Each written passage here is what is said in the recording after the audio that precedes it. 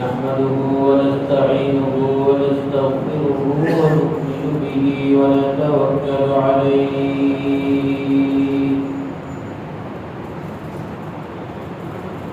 ونعوذ بالله من شرور أنفسنا ومن سيئات أعمالنا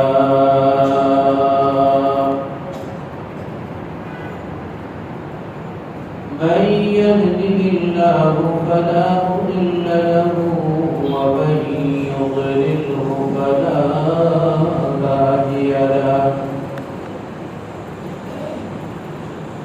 ونشهد أن لا إله إلا الله وحده لا شريك له ونشهد أن سيدنا ومولانا محمدا عبده ورسوله الذي أرسله بالحق بشيرا ونذيرا وداعيا إلى الله بإذنه وسراجا منيرا أما بعد فأعوذ بالله من الشيطان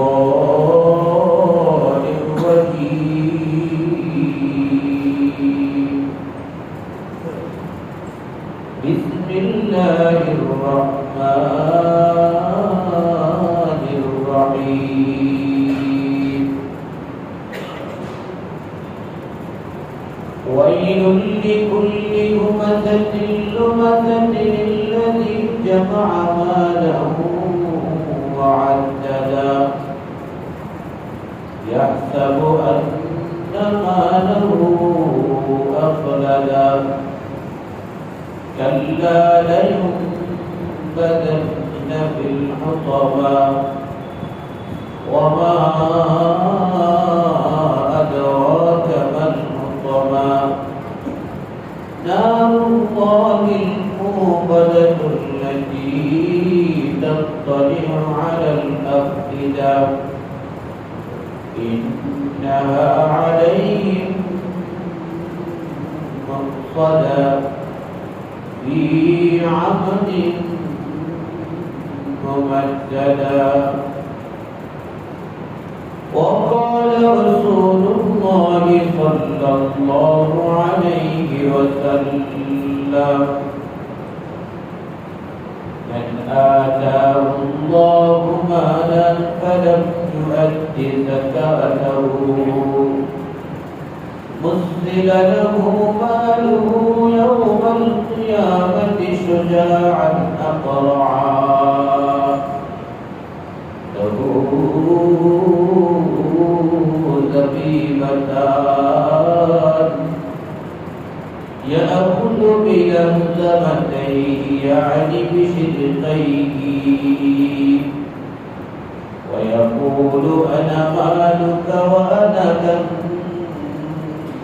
كنزك أو كما قال عليه الصلاة والسلام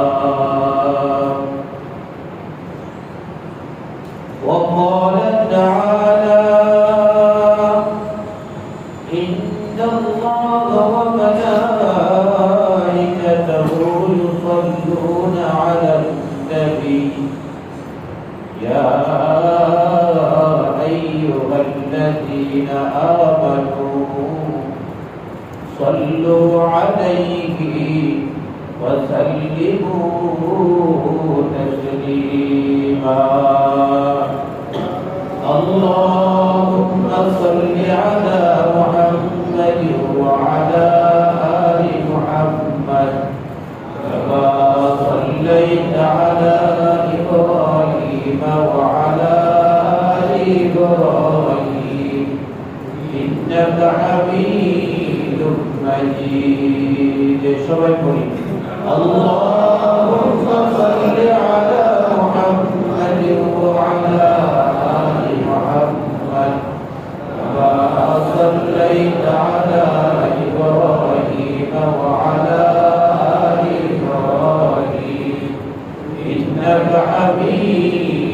مجيد اللهم بارك على محمد وعلى آل محمد كما باركت على إبراهيم وعلى آل إبراهيم إنك حميد مجيد بلغ العلا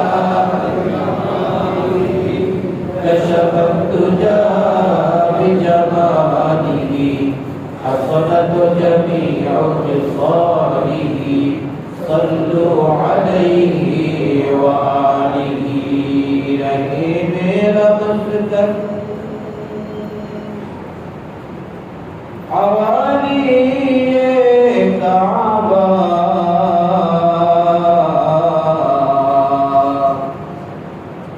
رہے میرا مسکن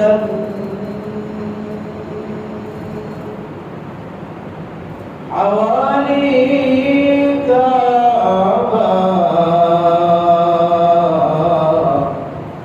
بنے میرا مدفن دیار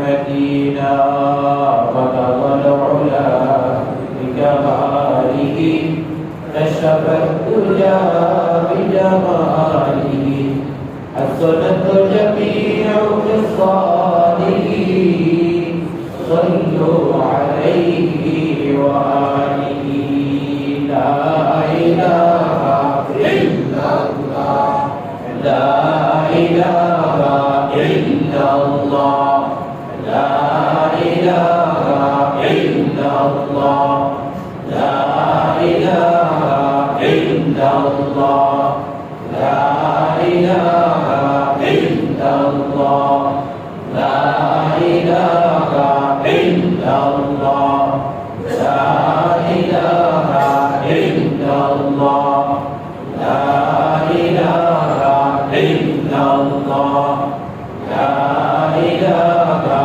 إلا الله لا إله إلا الله لا إله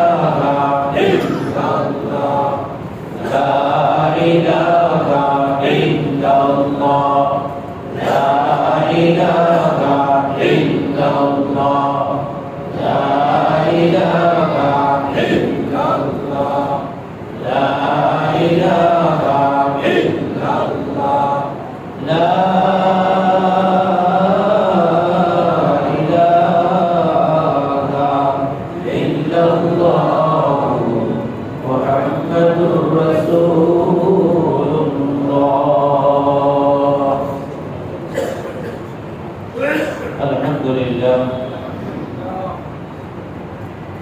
উপস্থিত মুআজ্জাজ ও মুকাররম শ্রদ্ধেয় সম্মানিত মুসল্লিয়ানি কিরাম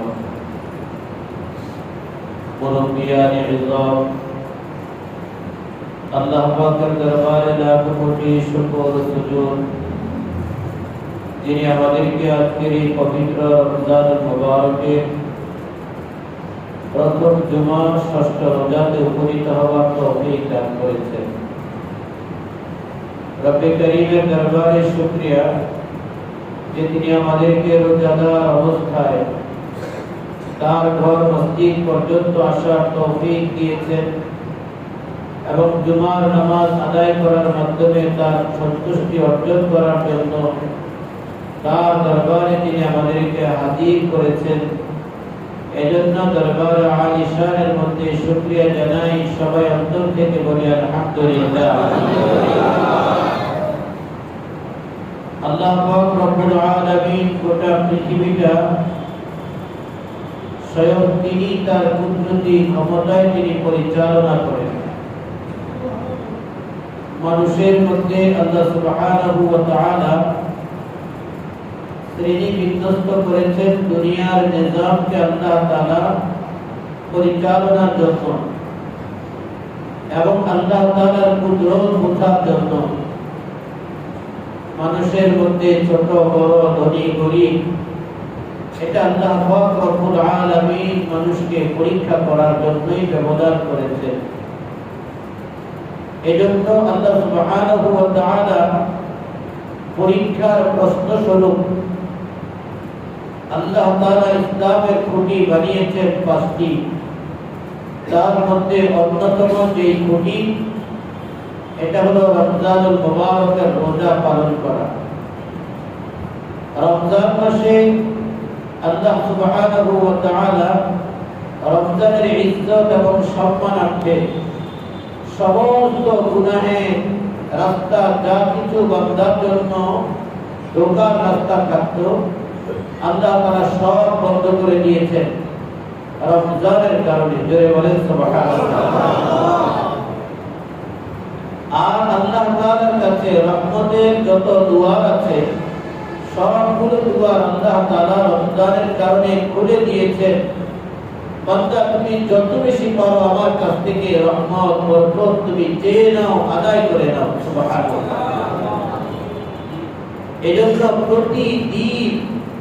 প্রতিনিয়ত একজন ঘোষণাকারী রমজান মাসে ঘোষণা করতে থাকে, হে কল্যাণ কামনাকারী, হে নেক কাজ করনে ওয়ালা, তুমি কল্যাণ করতে থাকো, নেক কাজ করতে থাকো।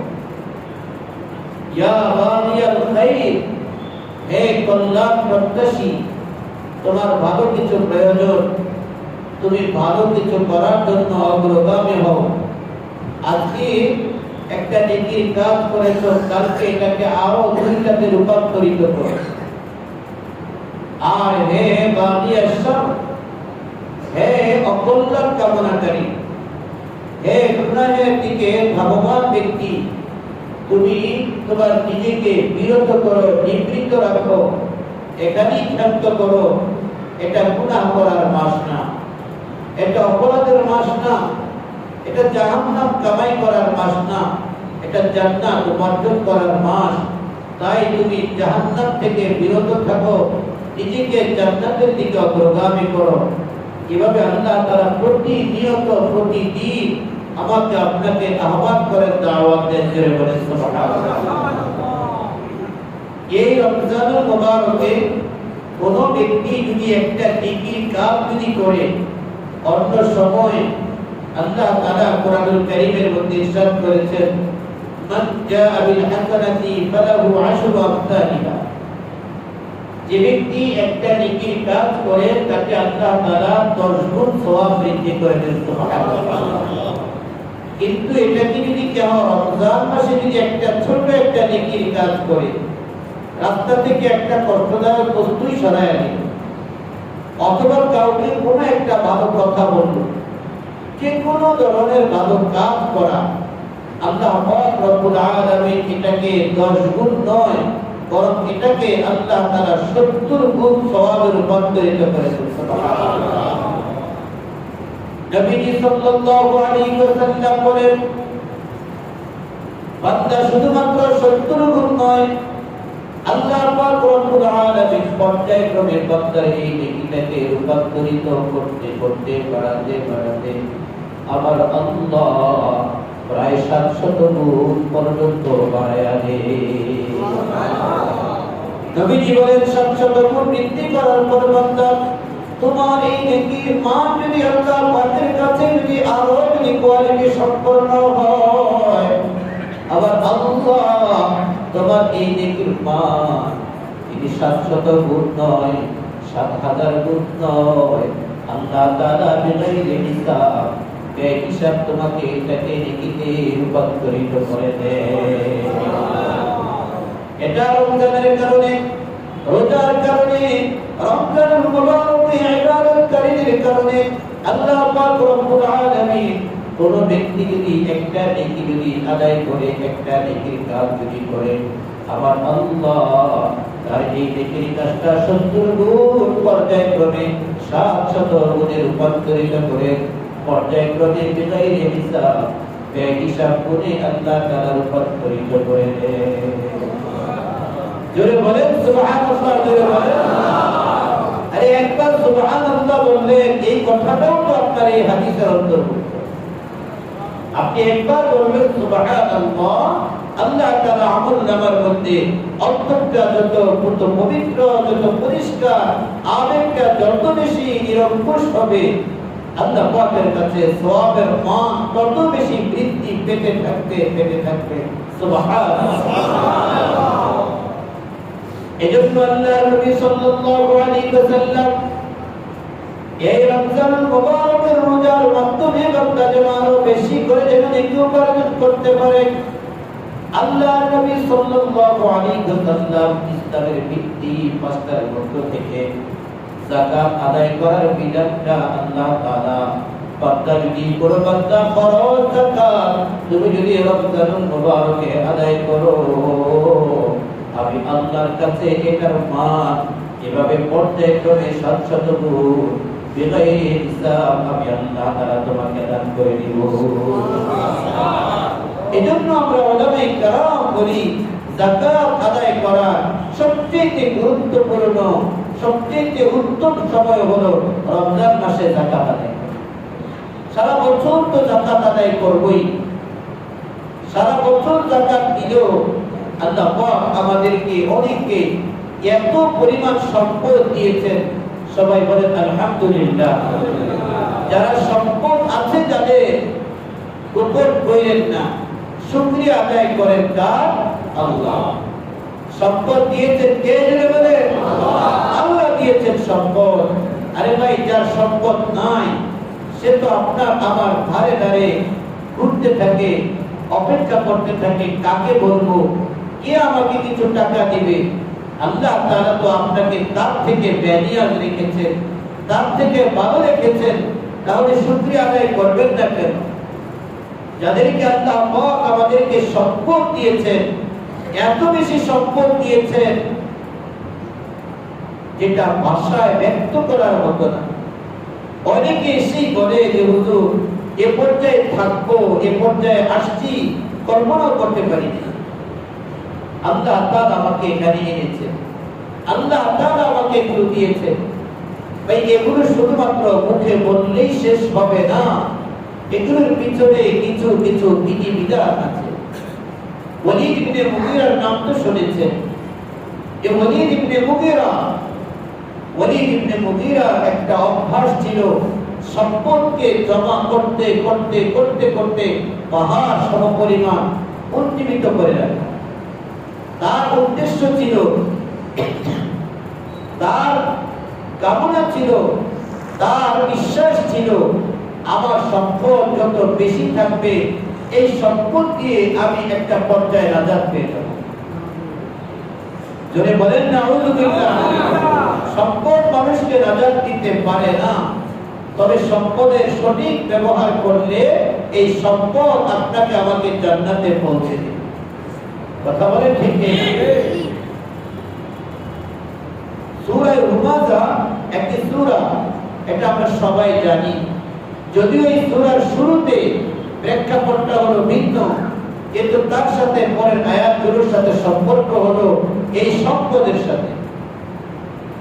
ওয়ালিদ ইবনে মুগীরা তার বিশ্বাস ছিল, সে দৈনন্দিন প্রতিদিন প্রতি সপ্তাহ প্রতি মাস প্রতি বছর গণনা করত আমার কত টাকার ব্যালেন্স আছে, আমার এখান থেকে কমলো কিনা, এখান থেকে কমানো যাবে না। আল্লাহ তাআলা তার এই ঘৃণিত স্বভাবে আল্লাহ তাআলা তিরস্কার করতেছেন, সমালোচনা করতেছেন। আল্লাহ বলেন, ওয়াইলুল লিকুল্লি হুমাযাতিল লুমাযা আল্লাযী জামাআ মালাহু ওয়া আদ্দাদা। যারা সম্পদকে, যারা মালকে জমা করে আর গণনা করতে থাকে, হিসাব করতে থাকে, তাদের ধারণা হলো কি, কেন মালকে জমা করে, কেন মালগুলোকে গণনা করে সম্পদকে হিসাব করে করে জমা করে রাখে, কেন ব্যালেন্সটাকে হিসাব করতে থাকে। আল্লাহ তাআলা বলেন, ইয়াহসাবু আন্না মালাহু আখলাদা। তার বিশ্বাস, তার ধারণা, আমার এই সম্পদ, আমার এই মাল, আমার এই খনিজ আমাকে চিরকাল বাঁচিয়ে রাখবে, আমাকে রক্ষা করবে, আমাকে সাপোর্ট দিবে, আমাকে বিপদের মুসিবতের সময় আমার পাশে এসে দাঁড়াবে। আল্লাহ বলতেছেন, কাল্লা, না না না, কখনো তোমার সম্পদ তোমাকে সাপোর্ট দিতে পারবে না। বরং এই সম্পদ তোমাকে কাল্লা লায়ুনবাযুন্না ফিল হুতামা, তোমাকে হুতামা নামক জাহান্নামের মধ্যে সম্পদ তোমাকে নিক্ষেপ করবে। যদি তুমি সম্পদের সঠিক ব্যবহার যদি করতে না পারো, লায়ুনবাযুন্না ফিল হুতামা, এই হুতামা নামক জাহান্নামের মধ্যে তোমাকে নিক্ষেপ করবে। হুতামা কি জিনিস তোমরা কি জানো? আল্লাহ তাআলা তার হাবিবকে বলতেছেন, ওগো আমার প্রিয় নবী, আপনি কি জানেন হুতামার পরিচয় কি? ওয়ামা আদরাকা মাল হুতামা নারুল্লাহিল মুকাদা। এটা হলো আল্লাহ পাক রব্বুল আলামিনের প্রজ্বলিত একটা আগুনের একটা কুণ্ডলী। জোরে বলেন নাউযুবিল্লাহ। আমার আপনার প্রজ্বলিত, আমার আপনার বানানো আয়নাঘর যদি এত কঠিন হয়, আমার আপনার বানানো শাস্তির কারাগার যদি এত যদি বিভীষিকাময় যদি হয়, আমার আপনার শাস্তি যদি এত ভয়ঙ্কর যদি হয়, যার ব্যাপারে স্বয়ং তিনি নিজেই ঘোষণা করেন, ইন্না বাতশা রাব্বিকা লাশাদীদ, তার শাস্তি কত ভয়ঙ্কর হবে বলেন। তার ব্যাপারে তিনি বলতেছেন, ও তোমার পরিচয় কি তুমি জানো? নারুল্লাহিল মুকাদা, এটা হলো আল্লাহর আগুন, যে আগুন আল্লাহ তাআলা স্বয়ং ফেরেশতার মাধ্যমে জ্বালিয়েছেন। আল্লাহ পাক প্রজ্বলন করেছেন যে আগুন, এটার নাম হলো হুতামা।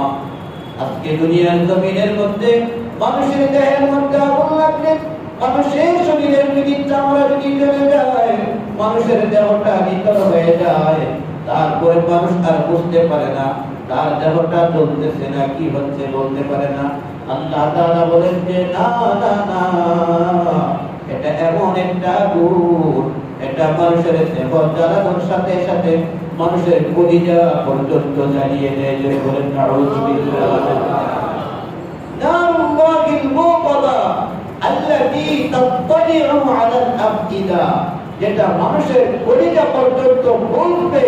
এতক্ষণ পর্যন্ত মানুষ কোনো মরবেও না, মানুষ বুঝবে যে আগুন আমার কলিজা পর্যন্ত লাগতেছে।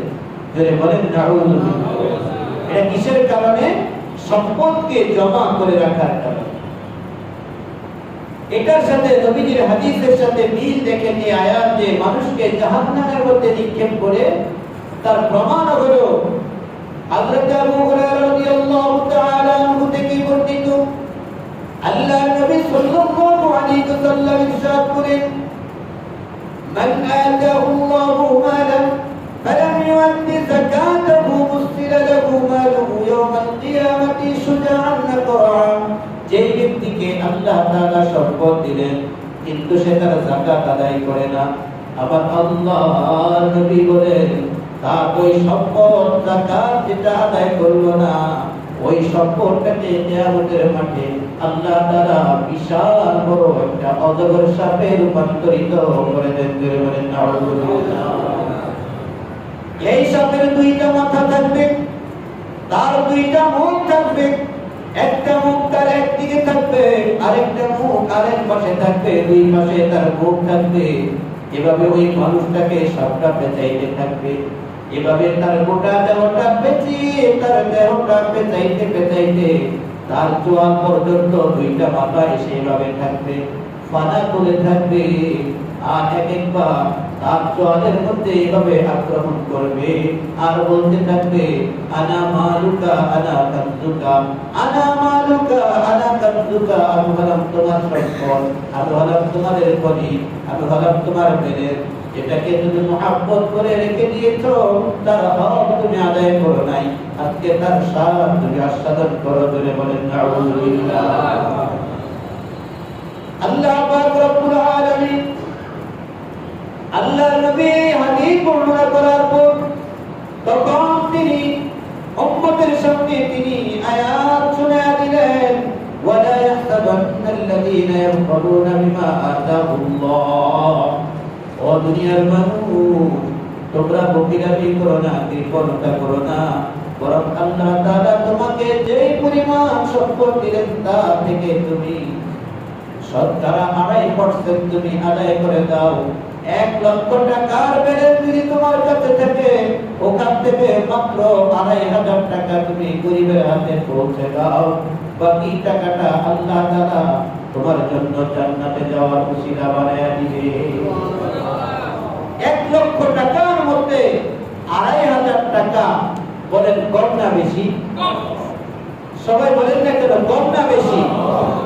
এখন তো যাকাত দেওয়া লাগবে না, একটু শুনেন বুঝেন। 1,00,000 টাকার মধ্যে 2,500 টাকা, কম না বেশি? বলেন না, একেবারেই কম। এটাকে ভাগ দিয়ে দেখেন প্রতি হাজারে কত করে পড়তেছে। প্রতি হাজারে ভাগ দিলে কি পড়ে দেখেন, পয়সা এসে পড়ে মাত্র 2,500 টাকা। আমার 1,00,000 টাকা থেকে যদি আমি পৃথক করে ফেলি, আল্লাহ পাকের এই শাস্তি থেকে বাঁচায়া দিবেন আমাকে কে? জোরে বলে। আর যদি আমি এটা না আদায় করি, পরিশোধ যদি না করি, আল্লাহ তাআলা কঠিন ভয়ঙ্কর ঘোষণা দিয়েছেন, والذين يكنزون الذهب والفضة ولا ينفقونها في سبيل الله فبشرهم بعذاب أليم। যারা সম্পদকে জমা করে, والذين يكنزون الذهب والفضة, যারা স্বর্ণ এবং রূপা, যারা কেশ টাকা, যারা ব্যবসায়ী সম্পত্তির যাকাত আদায় না করে শুধু জমা করতে থাকে, হিসাব করতে থাকে, ولا ينفقونها في سبيل الله, আল্লাহ রাস্তায় সঠিকভাবে খরচ করে না। আবার আল্লাহ বলতেছেন, হে নবী আপনি তাদেরকে সুসংবাদ দেন, ফাবাশশিরহুম বিআযাবিন আলীম, তাদেরকে কঠিন যন্ত্রণাদায়ক শাস্তির সুসংবাদ জানিয়ে দেন। আমার ভাইয়েরা, আমি আপনাকে পুরস্কার দিব সুসংবাদ, ভালো সংবাদ শোনাবো সুসংবাদ, কিন্তু আপনাকে আমার কাছে এনে আপনাকে শাস্তি দিব, এটা কোনোদিন সুসংবাদ হতে পারে না। আমার আল্লাহ এজন্য সুসংবাদ বললেন যাতে আমার আপনার মধ্যে অনুভূতি আসে। শাস্তি কোনোদিন সুসংবাদ হয় না, তিরস্কারের শব্দ। কথা বলেন ঠিক কিনা? আল্লাহ তাআলা এখানে বিদ্রুপ করে, লাঞ্ছনা করে, ঘৃণা করে বলেছেন, নাও তুমি সুসংবাদ নাও, তোমার কপালে এটাই আছে, তোমাকে মায়ের দেওয়া হবে, আযাব দেওয়া হবে। নবী জানিয়ে দেন তাদের সুসংবাদ। কি সুসংবাদটা? আল্লাহ বলতেছেন তারপরের আয়াতে, ইয়াউমা ইউমা আলাইকা ফি নারি জাহান্নাম ফাতুকওয়া বিকা জিবাহুহুম ওয়া জুনুবুহুম ওয়া যুহুরুহুম হাদা মা কানাস্তুম ফাযুকু মা কুনতুম তাকরিজুন।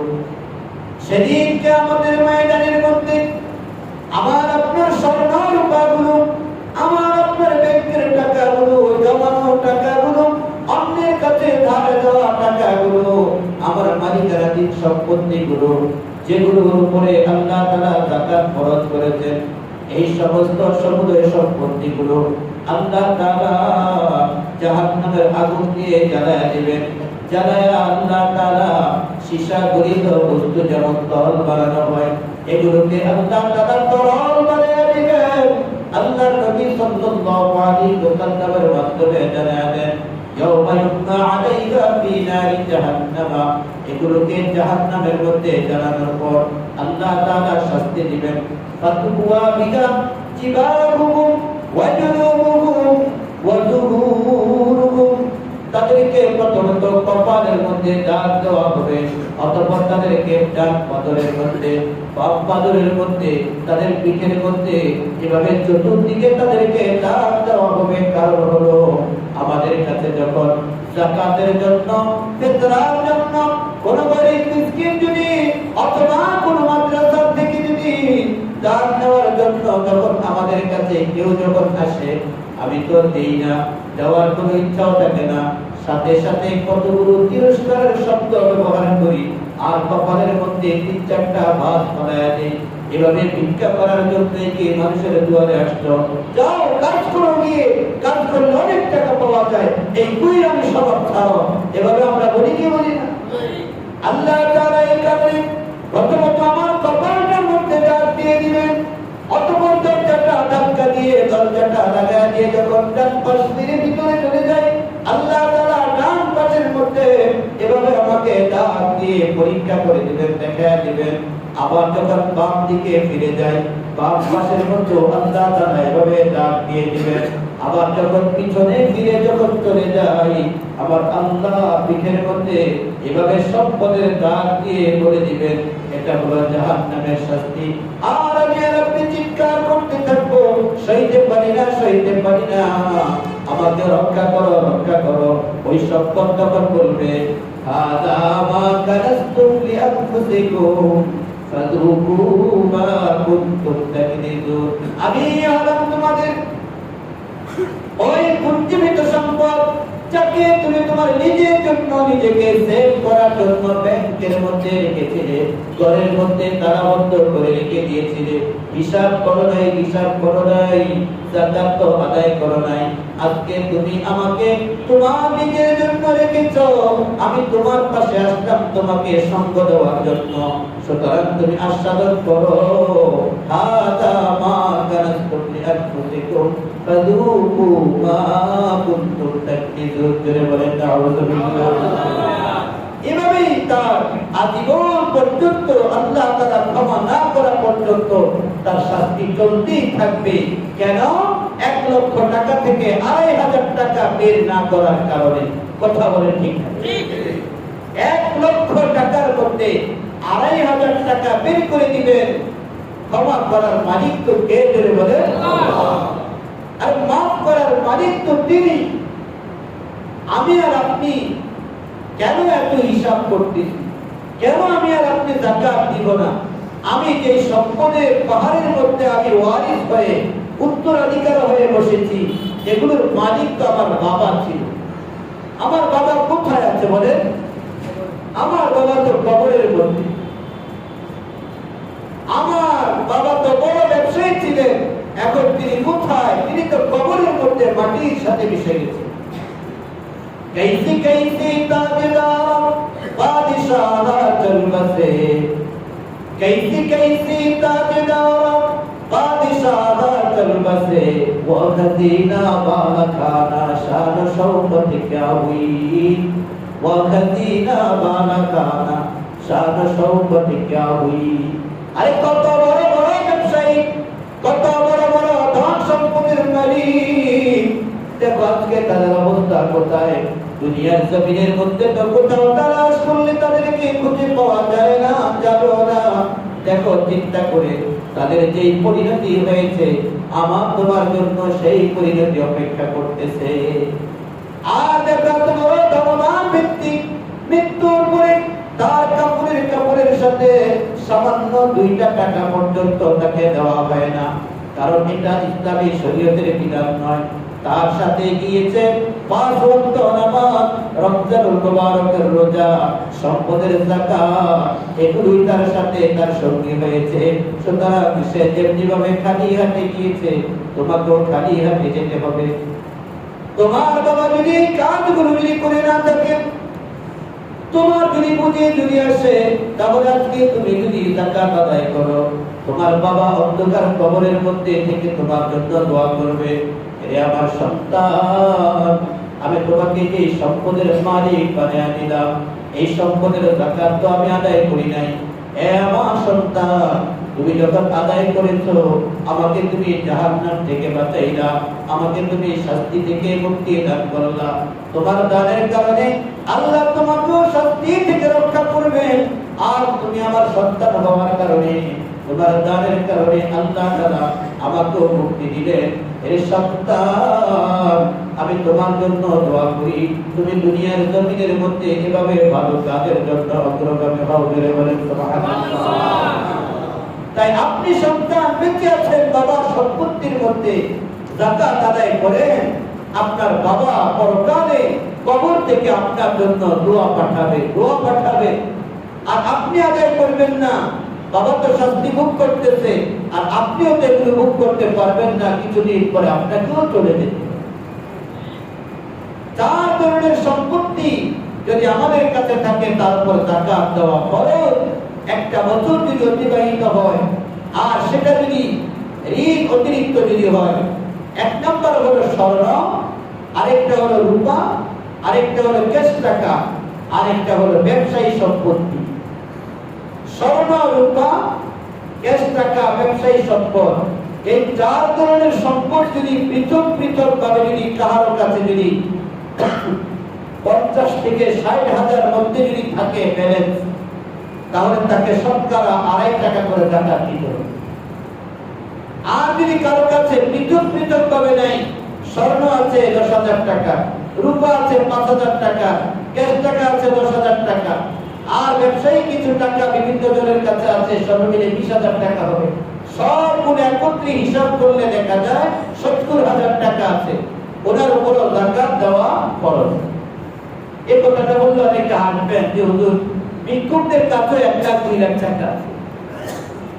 এগুলো পেশাদার ভিক্ষুক, আসলে তারা ভিক্ষুক না। তাদেরকে যাকাত দিলে যাকাত আদায় হবে না। তাদেরকে আমরা যাকাত দিব, এর ব্যাপারে আগামী জুমায় আলোচনা করব। তবে এই 4 ধরনের সম্পত্তির উপরে যাকাত ফরজ হয়। এই সম্পত্তির যাকাতগুলো এখন আপনি বলবেন যে হুজুর, এই মাসে আমার অনেক খরচ, আমার সম্পদ আছে আলহামদুলিল্লাহ 2 কোটি টাকার সম্পদ এমন আছে, আপনি যা বললেন, আমার যাকাত তো আসবে প্রায় 1 লাখ টাকার মতো, 2 লাখ টাকার মতো। এখন আমি এগুলো কিভাবে দিব? এটার জন্য সহজ রাস্তা আছে।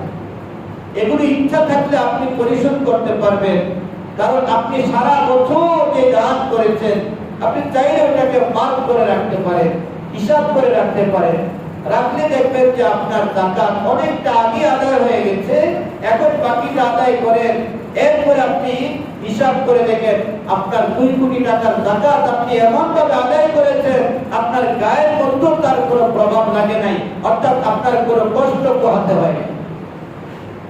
এজন্য আমি সকলের কাছে আমার বিনীত অনুরোধ, রমজান মাস ইবাদত করতেছি, আমি আমার স্বর্ণ, আমার বিবির স্বর্ণগুলো, যে স্ত্রীকে নিয়ে আমি ঘর সংসার করি, তাকে জাহান্নাম থেকে বাঁচানোর আমার দরকার আছে না নাই? জেনে বলে, স্ত্রীকে কত মহব্বত করি, হাতের আংটি কিনে দেই, গায়ের মধ্যে একটা স্বর্ণের একটা পোশাক যখন পরাই, একটা অলংকার যখন পরিধান করাই, স্ত্রীকে দেখতে খুব ভালো লাগে, উপভোগ করি। এই স্ত্রীকে আমি অলংকার স্বর্ণের কিনে দিয়ে তার সৌন্দর্য উপভোগ করতেছি, তাকে দেখে উপভোগ করতেছি, ভালো লাগতেছে। এই স্ত্রীকে আমি জাহান্নামে জ্বালানোর জন্য তাকে স্বর্ণের অলংকার কিনে দিলাম, যদি তার যাকাত যদি আমি আদায়ের ব্যবস্থা করে না। এজন্য স্ত্রীর স্বর্ণগুলো আমি তাকে দিলাম, এগুলোর যাকাত আমাকে আদায় করার জন্য সচেষ্ট হতে হবে। যদি ওনার অতিরিক্ত ব্যালেন্স থাকে, ওখান থেকে উনি আদায় করবে, আর উনি আদায় না করলে তার পক্ষ থেকে আমি স্বামী আদায় করে নেব। তবু আমার ঘরের মধ্যে আমার মেয়ে, আমার ছেলে, আমার স্ত্রী, আমার ছেলের বউয়ের কোন যাকাত অনাদায়ে কোন সম্পত্তি আছে কিনা একটু খবর নিব। এটা আমরা গরিবদের পাশে দাঁড়ানোর জন্য উৎসাহিত করা উদ্দেশ্য এটা নয়। উদ্দেশ্য হলো এটার সাথে সাথে জাহান্নাম থেকে বাঁচানো। যে সাপ আমাকে আপনাকে দংশন করবে, ওই সাপের দংশন থেকে রক্ষা করা, এছাড়া কোনো বিকল্প রাস্তা থাকবে না। সেদিন আপনি গোটা পৃথিবীর সম্পদগুলোকে যদি আল্লাহর দরবারে পেশ করেন মুক্তিপণ হিসেবে, আল্লাহ কবুল করবেন। আজকে আপনি 1 লক্ষ টাকা থেকে 2,500 টাকা দেন, আল্লাহ কবুল করবেন। আর সেদিন 5 লক্ষ টাকা দিলেও আল্লাহ বলবেন আজকে তার সময় নাই, সময় শেষ হয়ে গেছে। এজন্য আমরা সবাই যাকাত আদায় করতে রাজি আছি তো ইনশাআল্লাহ। যাকাতের বিধানকে ফকির বিধান বলবো না। কিছু নাস্তিক মুরতাদ বের হয়েছে কুরবানিকে, যাকাতকে, ফিতরাকে, বিভিন্ন বিধিবিধানকে তারা তিরস্কার করে কথা বলে। তাদের কথার দিকে আমরা তোয়াক্কা করবো না, কান দিব না। ইদানিং ইউটিউবের মধ্যে কয়েকজন ব্যক্তি মাদ্রাসায় পড়েছে, হাফেজ হয়েছে, আলেম হয়েছে, হাফেজ আলেম মুফতি হয়ে সে নাস্তিক হয়ে গিয়েছে। ধরে বলেন নাউযুবিল্লাহ। পরিষ্কার এজন্য করে দিলাম, হুজুর হয়ে মুফতি হয়ে কিভাবে নাস্তিক হয়? এভাবেই নাস্তিক হয়, এভাবেই। কারণ আল্লাহ তাআলা তার কপালের মধ্যে কি রেখেছেন কেউ জানে না। কোরআনুল কারীমের সূরা বাকারার একটা আয়াত, ইউদিল্লু বিহি কাসীরা ওয়া ইয়াহদি বিহি কাসীরা। এই কোরআনকে বিশ্বাস করে কেউ জান্নাতের মধ্যে যাবে, আবার এই কোরআনকে কেউ অস্বীকার করে এই কোরআনের কারণে জাহান্নামের মধ্যে যাবে। এজন্য আমরা বলবো, যাকাত আমাদের সমাজের মধ্যে আল্লাহ তাআলা বিধান দিয়েছেন আমাকে আপনাকে জাহান্নাম থেকে মুক্তি করার জন্য আরেকটা মাধ্যম। রমজানের রোজা যেমন একটা মাধ্যম, যাকাতও আরেকটা মাধ্যম। তাই আমরা যাকাত দিতে প্রস্তুতি গ্রহণ করি। আগামী সপ্তাহে কাদেরকে আমরা যাকাত দিলে আমার যাকাতটা সঠিকভাবে আদায় হবে এই ব্যাপারে আলোচনা করব এবং আমরা শুনবো এবং যাকাত আদায় করার চেষ্টা করব। আল্লাহ পাক আমাদের সকলকে আমল করার তৌফিক দান করুন। ওয়া আখির দাওয়ানা আলহামদুলিল্লাহি রাব্বিল আলামিন।